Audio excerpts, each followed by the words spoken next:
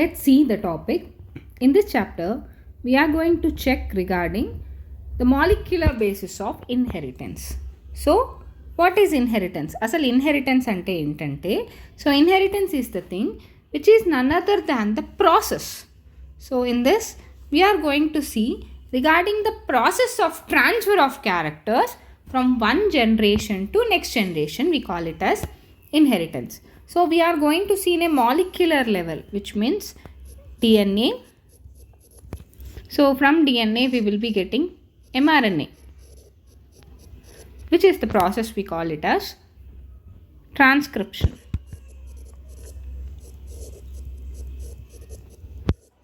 And from mRNA to proteins, which is by the process called translation. And this entire thing we call it as central dogma. So let's see what is central dogma. So we are going into the basic things, how, because Gregor John Mendel has been postulated that factors will be transferred from one generation to another generation. So by the year 1965, and the next, when by 1900, when the microscope, nucleus, ribosomes, like remaining things, genes are being known, later on it came to know chromosomes are the thing which is being transferred, and genes are the thing that is present on the chromosome, which will be used as a vehicle for the transporting. Usually chromosome is the vehicle for transferring of the genes. Inside the genes we have DNA. So finally we came to know DNA is the genetic material. DNA is the blueprint actually. So let's see regarding the points. In the previous chapter you have learnt from the principles of inheritance and variation. So what is inheritance and pattern, how it is dominant, recessive, how the segregation of genes, all those things. So at the time of Mendel, the nature of factors, so regulating the pattern of inheritance was not clear, because the Gregor John Mendel didn't know what is being transferring exactly. He told something is transferring from one generation to next generation, and he named it as factors. Over the next 100 years, the nature of putative genetic material was investigated. What is the exact genetic material which is been transferring is investigated, and finally culminating they realized that DNA, so deoxyribonucleic acid, is the genetic material. At least the majority of the organism, DNA is the genetic material. For certain viruses, for example, if you take HIV, RNA is the genetic material. Usually for retroviruses like coronavirus, RNA is the genetic material. TMV, bacteriophages. So in the bacteriophages you will be having DNA also as genetic material.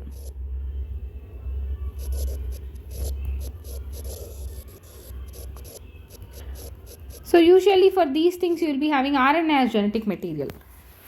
So most of the organisms, RNA though it is also acts as a genetic material in some of the viruses, mostly they will function as messenger RNA. We have here mRNA, which will transfer the information from DNA to the cytoplasm. So it is functions as adapter, structural, okay, and so that's why if the RNA is the genetic material, it can go mutation like any other thing. DNA is a very stable structure, so that's why DNA is not undergoing mutation frequently, but RNA is unstable structure, that's why it is undergoing mutation on regular basis. In some cases it acts as a catalytic molecule, like the enzyme ribozyme. So this is the enzyme which is non-proteinaceous, made up of RNA. And in class 11 you already learned the structure of nucleotides. So nucleotide we consists of nitrogenous bases, so which is linked with sugar. So first carbon with sugar, okay, and here it is, we have the fifth carbon.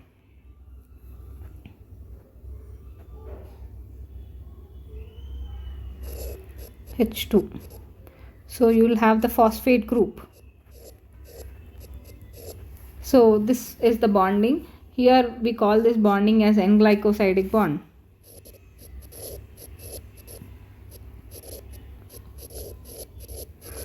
And this is the ester bond we have. And here we have the nitrogenous bond again parallelly to the nucleotide. And hydrogen bonds, N-glycosidic bond and ester bonds all together will be forming. So in this, these are the bonds that is present in the DNA, and the nucleotide is made up of NB plus nitrogenous base plus sugar. We call this thing as nucleoside, and plus phosphate is equal to nucleotide. So nucleotide consists of nitrogenous base plus sugar plus phosphate group. So in this chapter you are going to see the structure of DNA, its replication, the process of making RNA from DNA. We call that process as transcription. Next, what is genetic code? Genetic code is always present in mRNA, which determines the sequence of amino acids in proteins. So the process of protein synthesis, we call it as translation, and elementary basis of their regulation. So the determination is of complete nucleotide sequence of human genome. So now according to Human Genome Project, the complete sequence of human genome is being seen from the last decade, has a new set of era in genomics. So genomics is the science which you are going to study the entire genomic DNA, what is happening. So in the last section, the essentials of human genome sequencing is being given. I mean, how they have sequenced a human genome, because human genome is around 2.2 meters. 2.2 meters of DNA is there in diploid cell, and it would be also discussed. Let us discuss first understanding the structure of the most interesting molecule in the living world, that is the DNA. In the subsequent sections, you will understand why it is the most abundant genetic material. Most interesting and most abundant genetic material is DNA. So what is the relationship with RNA? So let's see what is DNA. DNA is a long polymer of deoxyribonucleotides. The length of DNA is usually defined as number of nucleotides a pair of nucleotide referred to as base pairs. So present in it. It is also the characteristic of an organism. For example, so the theta into 174 has 586 nucleotides. You have to remember this. So you can remember simply like this: 1 theta into 174, 5 plus 3 is 8. So you can remember like this number, 5386 nucleotides. And coming to the theta 174 is 5386, and bacteriophage lambda is 48502. So base pairs are there. So E. coli will be having 4.6 into 10 to the power of 6. And human DNA consists of 3 into 3 into 10 to the power of 9 base pairs. Let us discuss this structure. And regarding these things are very important. Theta into 174 and bacteriophage lambda. So this is 5386 bacteriophages. And here if you see, it is remember it is starting with 5. Now we'll go with the lower thing, 48502. Excuse me, 48502. So these are the number of base pairs. And if you see this E. coli, 4.6 into 10 to the power of 6. And in the human haploid content, it is 3.3 into 10 to the power of 9. If it is diploid content, it is 6.6 into 10 to the power of 9. Okay, this is for haploid thing, this is for diploid thing. So theta into 174 is 5386 and 48502 is for lambda. and 4.6 into 10 to the power of 6 is for bacteriophage. Sorry, E. coli. So this is for theta 174, this is for lambda. So once again we'll see, into 174 is equal to 5386, 5386 base pairs. And when it comes to bacteriophage lambda, it is 48502. So these many base pairs are there. In E. coli it is 4.6 into 10 to the power of 6. And in human like haploid content it is 3.3 into 10 to the power of 9. Or in diploid condition it is 6.6 into 10 to the power of 9.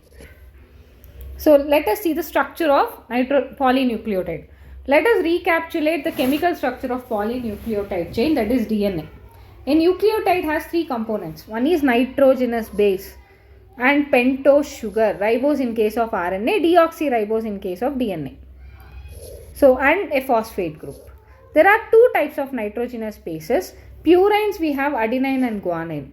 Pyrimidine we have, so for purine you remember like there is a mnemonic, we call it as aloo gobi. So AG. So adenine and guanine. For pyrimidine, cut, CUT cut. Cytosine, uracil, thymine. Thymine you can call it as other name as 5-methyl uracil. That is also our thymine. Uracil is present in RNA, thymine is present in DNA. So a nitrogenous base is linked to OH of first carbon of pentose sugar through N-glycosidic linkage to form nucleoside. Here it is. Here we have the nitrogenous base. Okay. In this nitrogenous base is linked with first carbon. Here it is 1, 2, 3, 4 and 5. Here you have the fifth carbon. Okay. So the first carbon is linked with the adenine. Okay. So this linkage we call it as N-glycosidic bond.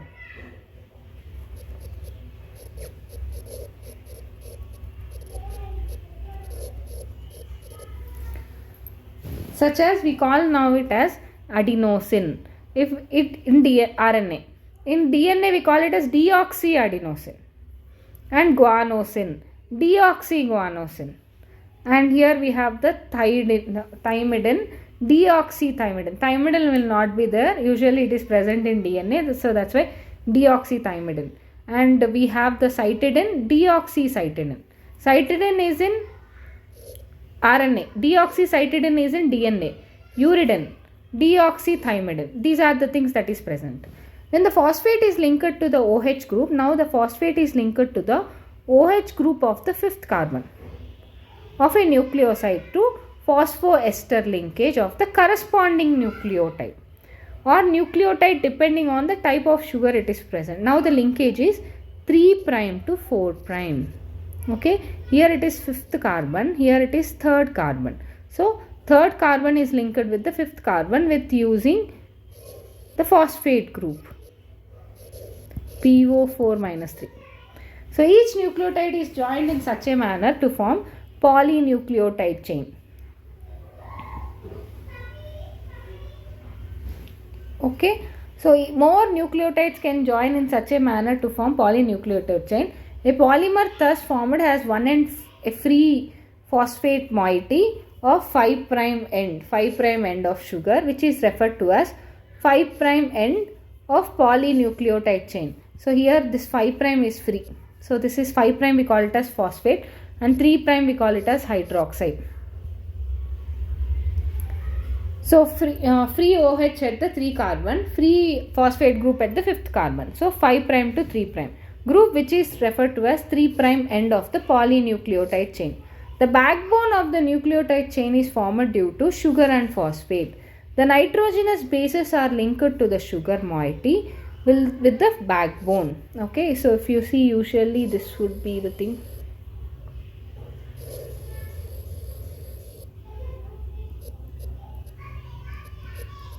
So this is the backbone.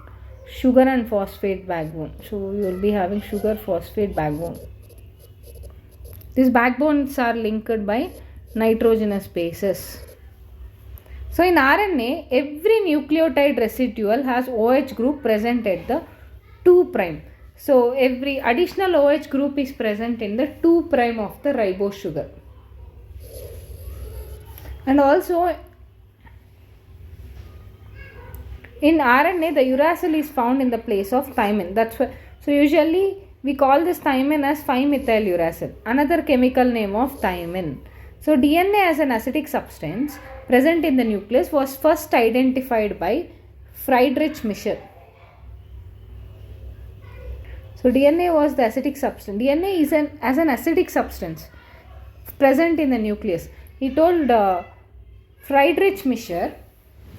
Friedrich Mischer is the one who first identified in 1869 as DNA is an acidic substance present in the nucleus. He named it as nuclein.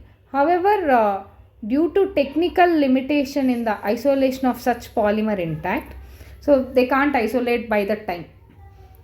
So the elucidation of structure of DNA remained elusive for very good period of time, very long period of time. So they couldn't able to extract that and find the structure. But Friedrich Mischer in 1869 itself, he discovered some acidic nature. So DNA is an acidic substance that is present inside the nucleus. And it was like 1953, nearly around some 80 to 90 years. So actually Friedrich Mischer 1869, and in 1953 James Watson and Francis Crick, based on based on X-ray diffraction data produced by Maurice Wilking and Rosalind Franklin. Rosalind Franklin didn't get the Nobel Prize, but the three people, Watson, Crick and Maurice Wilkin. So based on the X-ray diffraction data produced by Maurice Wilking and Rosalind Franklin, proposed very simple but famous double helical structure model for the structure of DNA. One of the hallmark of this proposition was base pairing between the two strands of polynucleotide chains. However, their proposition was based on the observation of Irving Chargaff. So this proposition was based, how the base pairing between, one of the hallmarks of this proposition is base pairing was based on the observation of Irving Chargaff. And for double stranded, the ratio between adenine by thymine is equal to guanine by cytosine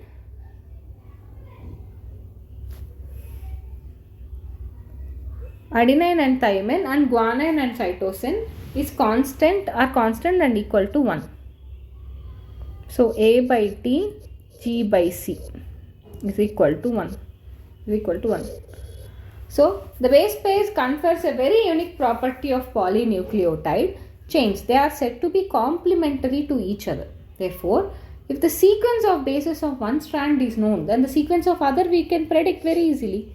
Like for example, if I write like this A, T, C, G, T like this. So we can predict the other one, T, A, G, C, A. So the two double-stranded DNA, so let us call it as parental DNA, will act as a template for the synthesis of new strand.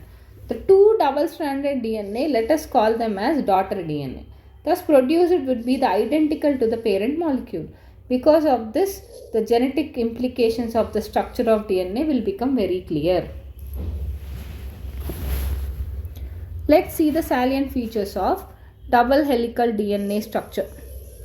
So two polynucleotide chains are being there. So we have the two polynucleotide chains which will form the sugar and phosphate backbone, and bases are projected inwards. So which means assume that it means one of the chain has the polarity of 5 prime, the other will be having 3 prime. Other one is having 5 prime, the opposite one will be having 3 prime. So the bases of two strands are paired together by the hydrogen bonds. So adenine will have 2 hydrogen bonds with thymine, guanine will have 3 hydrogen bonds with cytosine. So guanine is bonded with 3 hydrogen. Always purines comes opposite to pyrimidines. Thus generate approximately uniform distance between the 2 strands of helix. So the 2 chains are coiled in a right-handed fashion. The pitch is the complete one strand. So pitch consists of 10 nucleotides. So usually in the pitch, the distance between the 2 nucleotides is 3.4 angstroms or 0.34 nanometers. So in the pitch you have 10 nucleotides. So into 10 is equal to 34 angstroms or into 10 is equal to 3.4 nanometers.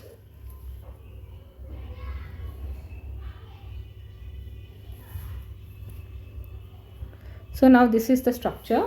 You can see here this is OH group. So 3' OH group, and here the bond is ester bond. And here the bond is, this is the third carbon, first carbon. Here the bond is N-glycosidic bond.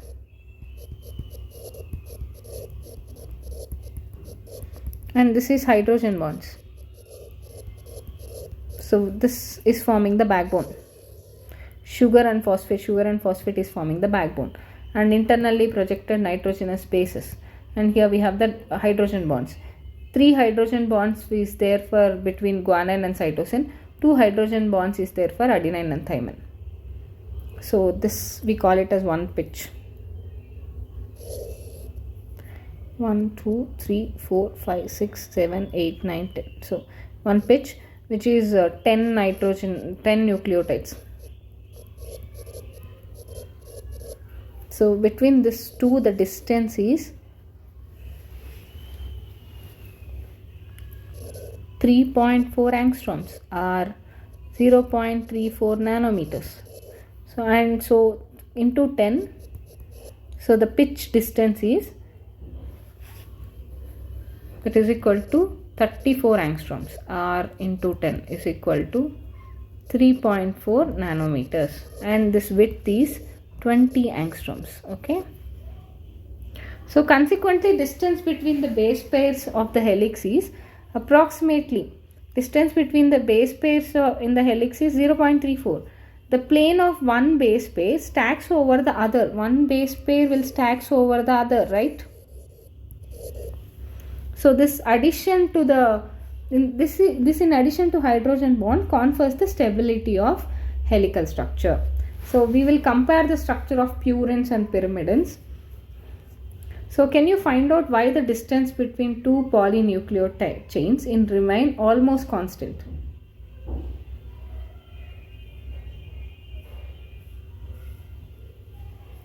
So usually here the structure of purine is, this is pyrimidine structure.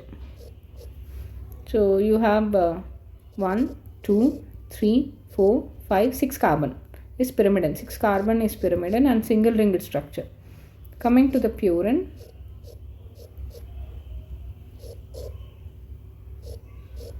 so this is 9 carbon structure and double ring structure, purine.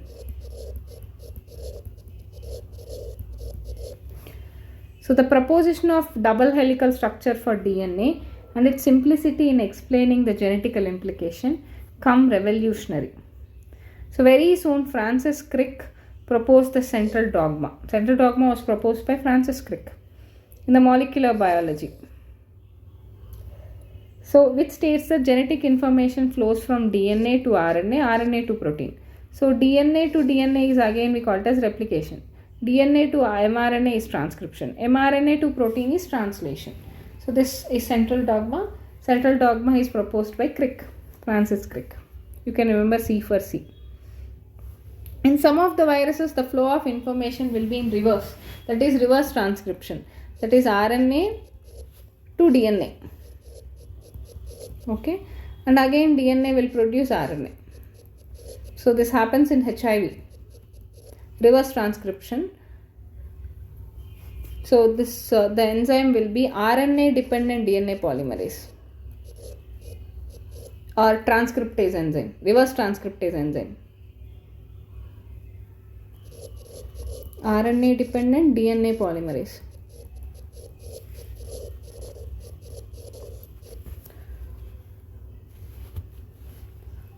So packing of DNA.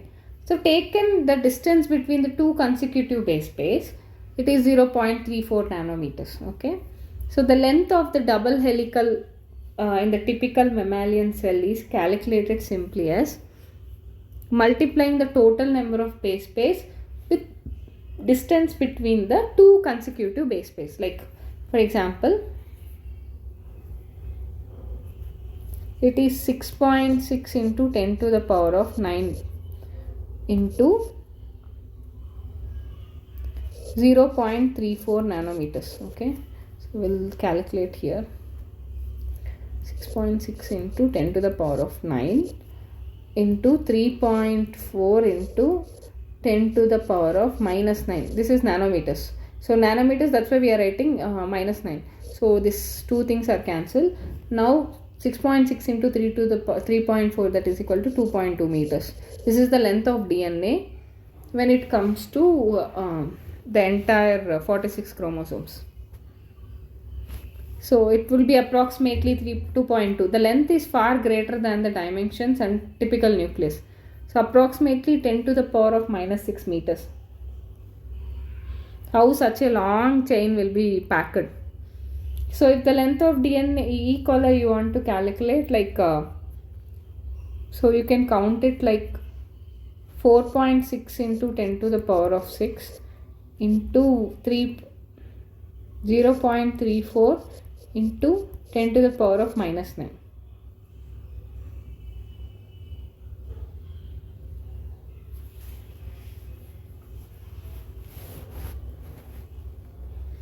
So it would be approximately 1.36 millimeters.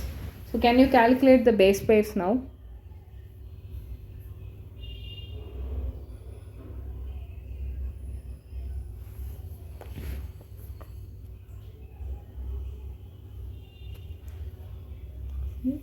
So in prokaryotes such as E. coli, though they do not have a defined nucleus, DNA is not scattered throughout the cell. DNA is being negatively charged and held by some proteins which is positively charged, which we call it as nucleoid. The DNA is the nucleoid and is organized in a long loop held by proteins. So this is the picture like bead on the string. So magnifying picture, electron microscope picture is this one. And let's see, in eukaryotics this organization is much more complex. There is a set of positively charged basic proteins called histones. In a proteins acquires the charge depending upon the abundance of amino acid, residues with charge of side chains. So histones was rich in basic amino acids. So lysine and arginine. So both the amino acids residue will carry the positive charge on their side chains.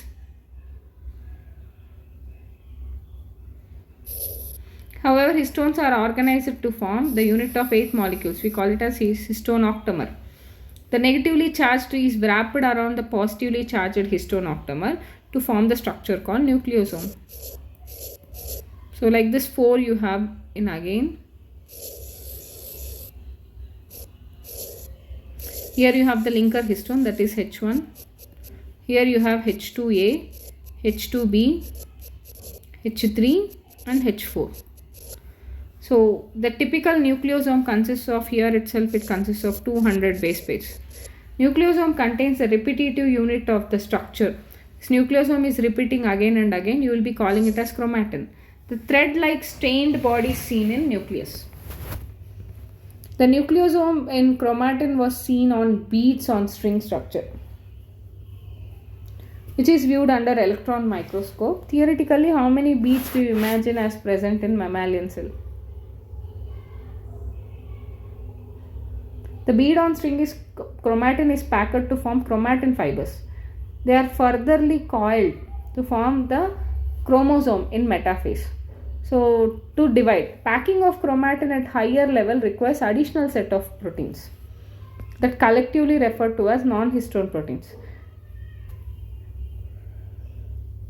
So the DNA consists of histone as well as non-histone. In a typical nucleus, some of the region of chromatin are loosely packed. We call that as euchromatin. Some of the chromatin are densely packed, which we call it as heterochromatin. Euchromatin is said to be transcriptionally active, whereas heterochromatin is said to be transcriptionally inactive.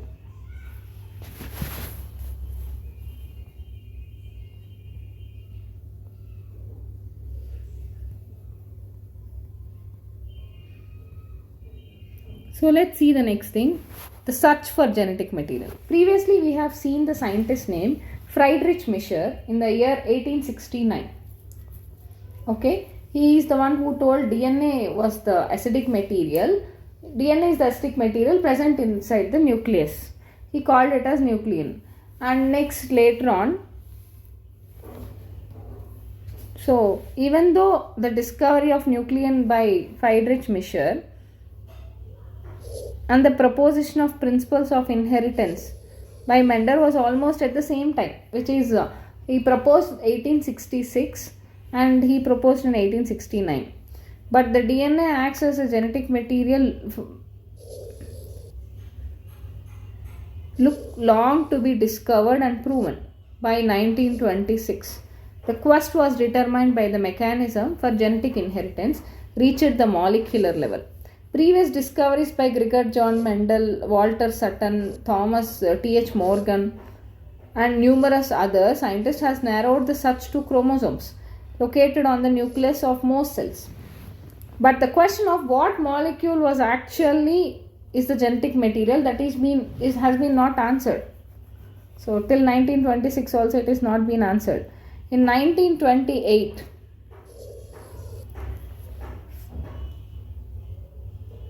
Frederick Griffith, that is Friedrich Mischer, it is Frederick Griffith. Frederick Griffith has conducted a series of experiments on Streptococcus pneumoniae. So this is the major bacteria which is causing the pneumonia. So witnessed the miraculous transformation in the bacteria. During the course of his experiment, the living organism bacteria is being changed its physical form. So Frederick Griffith. So the Streptococcus pneumoniae bacteria was grown in a culture plate. Some produces smooth shiny colonies while the other produces rough colonies. So this is because S strain bacteria have mucopolysaccharide coat. So the R strain doesn't. Mice infected with S strain will die from pneumonia infection, but mice infected with R strain do not develop pneumonia. So S strain injected into the mice died. This is Frederick Griffith experiment. And R strain injected mice alive. Griffith was able to kill bacteria by heating them. He observed that heat killed S strain bacteria injected into the mice. Mice was live. S strain heat killed and R strain live has been injected into the mice died. So, injected mixture of heat killed S and live R bacteria, the mice died. However, he recovered living S bacteria from the dead mice. He concluded that R bacteria had somehow been transformed by heat killed S. So some transforming principle transferred from heat killed S strain has enabled the R strain to synthesize the smooth polysaccharide coat and become virulent. This must be due to the transfer of genetic material. However, the biochemical nature of genetic material was not defined from his experiments. So this is the experiment conducted on 1928. Friedrich Griffith. So coming to the Friedrich Griffith. However, the biochemical nature of genetic material is not defined from this experiments. So something is making it into virulent.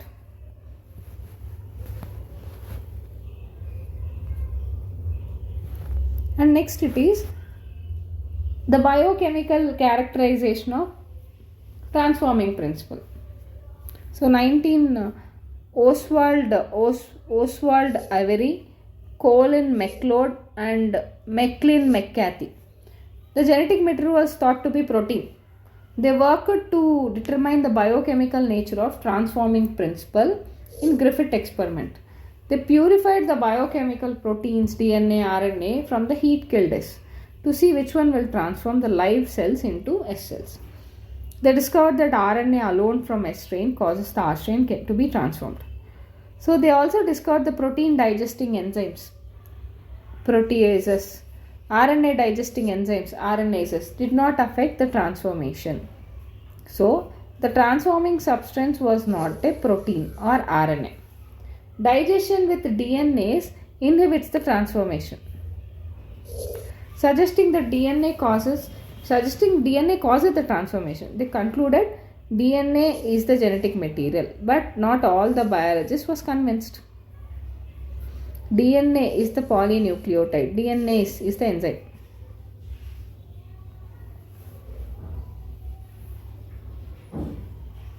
So the genetic material is DNA. The unequivocal proof that DNA is a genetic material came from the experiments of Alfred Hershey and Martha Chase. In 1952, they worked with viruses that infects the bacteria called bacteriophage. So the bacteriophage attaches to the bacteria and its genetic material enters the bacterial cell. The the bacterial cell treats with the viral genetic material as if it was its own and subsequent manufacture of more viruses. So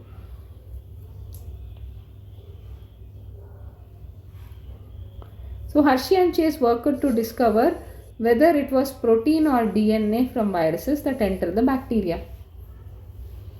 They grew some viruses on the medium that contained the radioactive phosphorus and some other on the medium that contained radioactive sulfur. Viruses grown on the presence of radioactive phosphorus contain radioactive DNA but not radioactive protein, because DNA contains phosphorus but protein doesn't. Similarly, viruses grown on the radioactive sulfur contain radioactive protein but not radioactive DNA, because DNA doesn't contain sulfur. So radioactive phases are allowed to attach to E. coli bacteria. Then the infection is proceeded. The viral coats was removed from the bacteria by agitation them in a blender. So the virus particles were separated from the bacteria by spinning them in the centrifuge. Bacteria which was infected with viruses had a radioactive DNA, with indicating that DNA was the genetic material that is passed from virus to bacteria. Bacteria that was infected with viruses and has radioactive protein was not radioactive. So this indicates that proteins do not enter the bacteria from the virus. DNA is therefore the genetic material that is passed from virus to bacteria. This has been confirmed by Martha and Chase. So Alfred Hershey and Martha Chase. So actually previously with the transforming principles by Oswald Ivory, Colin MacLeod and Maclean McCarthy.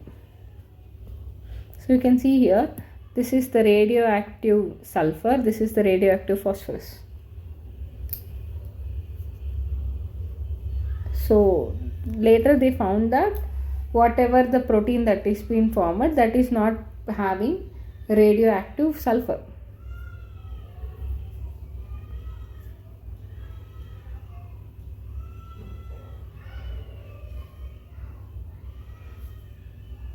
No radioactive is retained in the cell. First thing is we have to infect.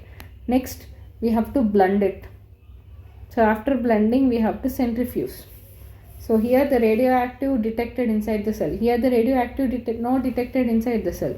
In supernatant the radioactive detected. Here no radioactive is detected in the supernatant.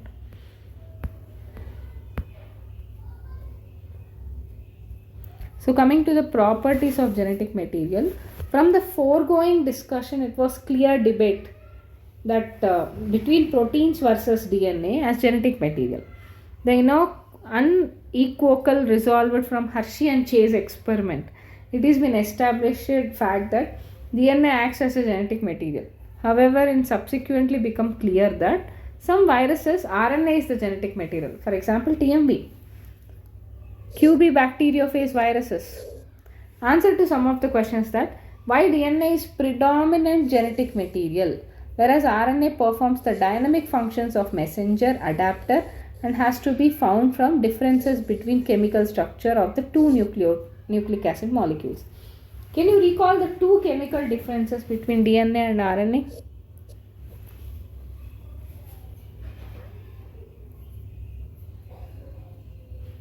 Molecule can act as a genetic material must fulfill the following criteria. It should be able to generate its replica because DNA can able to generate its replica. It should be stable chemically and structurally.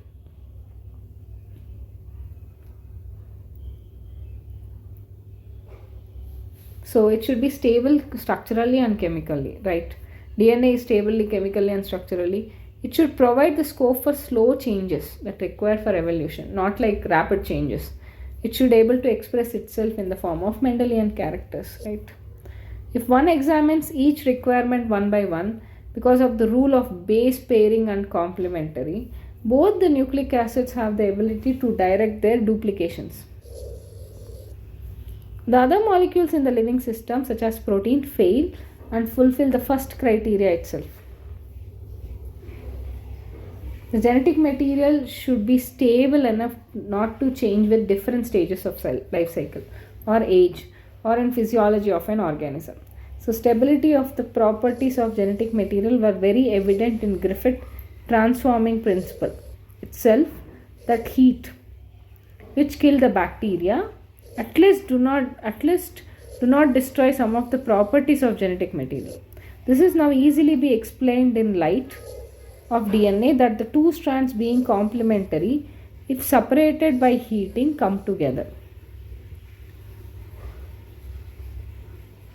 Explained in light of DNA, the two strands being complementary, if separated by heating, come together when appropriate conditions are provided. Further, 2' OH group present on every nucleotide in RNA is a reactive group and makes RNA liable and easily degradable. RNA is now known as to be a catalytic, hence reactive. Therefore, DNA chemically is very less reactive, structurally more stable when compared to RNA. Therefore, among the two nucleotides, DNA is the better genetic material. In fact, the presence of thymine in the place of uracil also confers the additional stability to DNA. The detailed discussion about this is requires understanding the process of repair in DNA, and you will study process in higher classes. Both DNA and RNA can able to mutate. In fact, RNA is unstable, mutate at a faster rate. Consequently, viruses having RNA genome and having shorter lifespan mutate and evolve faster. RNA can directly code for synthesis of proteins, hence can easily express the character. DNA, however, it is dependent on RNA for synthesis. So the protein synthesizing machinery have evolved around RNA. So the above discussion indicate both DNA and RNA can function as genetic material, but DNA is being more stable, preferred for storage of genetic information. For the transmission of genetic information, RNA is better. From this we came to know this is the thing. So in this we have to know the scientist name, that Friedrich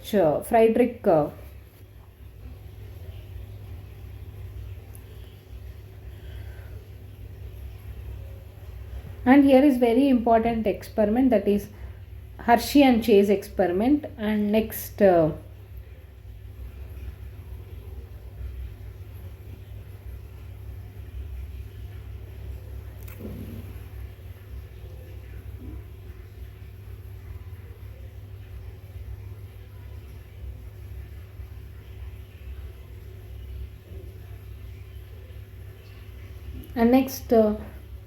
Oswald Avery.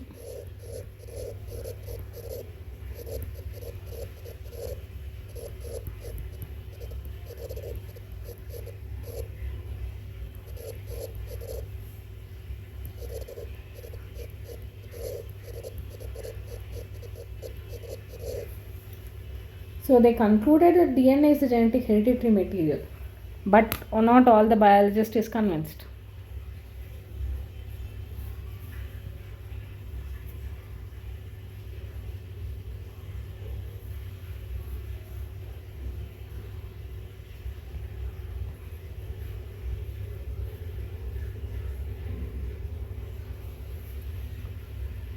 And next, this is Friedrich Griffith experiment.